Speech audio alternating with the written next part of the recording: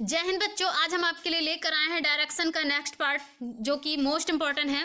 Reasoning का question है। इसमें हम प्रैक्टिस सेट बाद में करवाएंगे, पहले स्टार्टिंग से पढ़ाई करते हैं।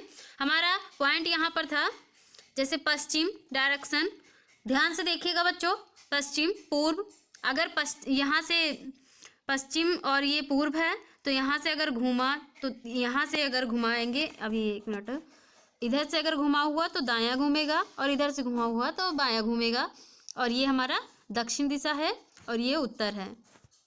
यदि किसी व्यक्ति का मुंह पश्चिम दिशा की ओर है, वह दाएं घूमता है तो उसका मुंह उत्तर हो जाएगा, किंतु यदि बाएं घूमता है तो उसका मुंह दक्षिण दिशा में हो जाएगा।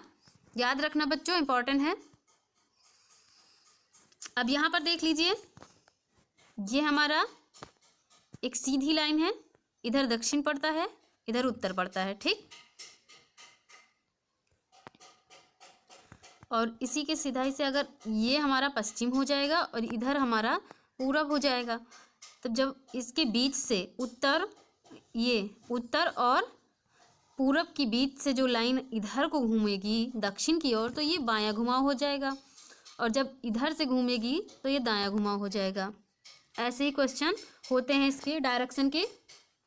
अब हमारा आया पाइथागोरस प्रमेय। यदि आरेख में तिरछी दूरी ज्ञात करनी हो तो पहले एक समकोण त्रिभुज की रचना करनी चाहिए। इसके पश्चात पाइथागोरस प्रमेय कर्ण इक्वल रूट अंडर रूट लंब स्क्वायर प्लस आधार स्क्वायर की सहायता से अभिष्ट दूरी ज्ञात करनी चाहिए।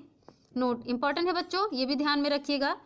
नोट हमारा पहला है, यदि प्रारंभ में दिशा दे रखी है तो पेन से कागज की वास्तविक दिशाओं के अनुसार रेखाएं दूरियों के आनुपातिक लंबाइयों को लेकर प्रश्न में कहे अनुसार दाएं बाएं मुड़ते हुए खींचकर आरेख बनाना चाहिए। हमारा पॉइंट नंबर 2 है, यदि किसी प्रकार प्रश्न में आयताकार आप समझ सकते हैं आयताकार कैसा होता है, जिसकी चारों भुजाएं बराबर हों उसको आयताकार कहते हैं। आकृति बनती है तो आमने सामने की भुजाएं समान होगी, आमने सामने की भुजाएं समान होगी। यदि वर्गाकार आकृति बने हो तो चारों भुजाएं समान होगी, किंतु यदि समकोण त्रिभुज बने तो कर्ण के माध्यम से प्रश्न को हल किया जाएगा। हमारा अगला पॉइंट नोट नंबर 3 है, यदि अंतिम चलने की दिशा ज्ञात करनी हो तो एक दायां से एक बायां काटते हुए दाएं दाएं या बाएं बाएं प्राप्त करें।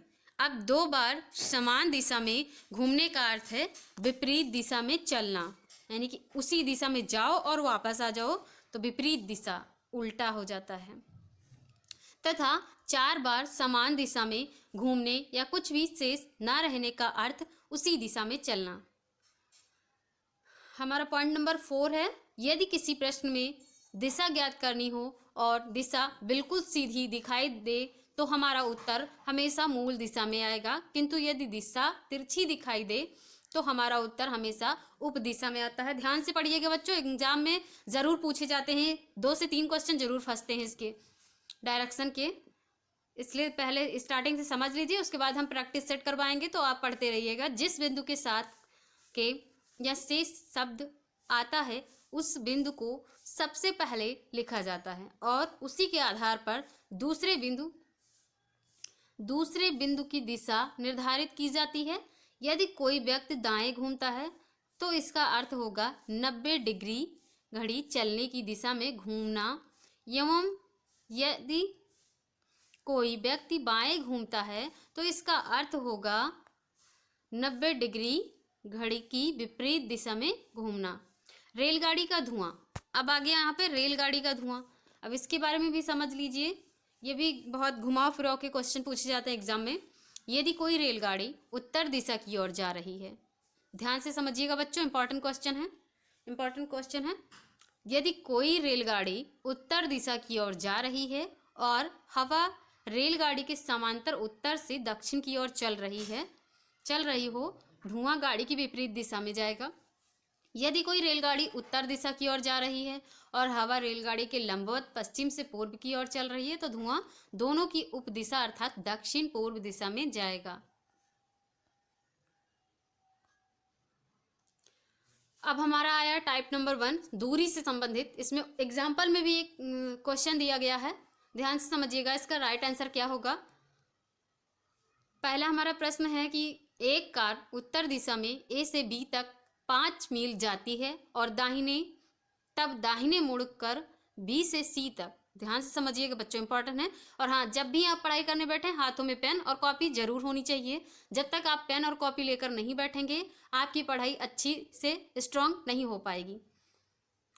मील जाती है, यह फिर सी से दाहिने 3 मील डी तक जाती है। जो मैं बता रही हूँ कृपया उसे अपनी कॉपी में नोट करते जाइए और वैसे ही करते जाइए जैसे मैं बोल रही हूँ।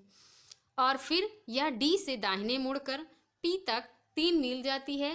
ए और पी के बीच की दूरी क्या होगी? अब ज्ञात कीजिए ए और पी के बीच की दूरी क्या होगी। गेस करिए कि 14 मील होगी, 8 मील होगी या 5 मील होगी या 2 मील होगी। हमारे ख्याल से तो 2 मील कन्फर्म है। अब आप सब बता सकते हैं कमेंट बॉक्स में अगर आपका सॉल्व हो गया हो, वरना हम तो बताएंगे ही। ये देखिए यहाँ पे, ये देखिए हमारा ये बना हुआ है एक वर्गाकार जिसकी चारों भुजाएं बराबर हैं। ये हमारा बी हो जाएगा, सी हो जाएगा, यहाँ पे हमारा एम हो गया, जैसे 3 3 3 ये 3 3 3 हो गए मीटर, ठीक। और ये 5 मीटर हो गया। और यहाँ पे हमारा डी हो गया, यहाँ पे ए हो गया। ध्यान से समझिएगा, तभी इसका आंसर जब ये इधर गया और इधर से इधर आया, 1 मिनट, फिर तभी इसका answer right answer option number D हो जाएगा। इंपॉर्टेंट है, एक बार प्रैक्टिस सेट करके। ऐसे ही क्वेश्चन पाने के लिए हमारे चैनल को लाइक करें, शेयर करें और सब्सक्राइब करना बिल्कुल भी ना भूलें बच्चों। साथ ही बेल आइकन ज़रूर प्रेस कर देना ताकि हमारी हर न्यू वीडियो आप तक पहुंचती रहे।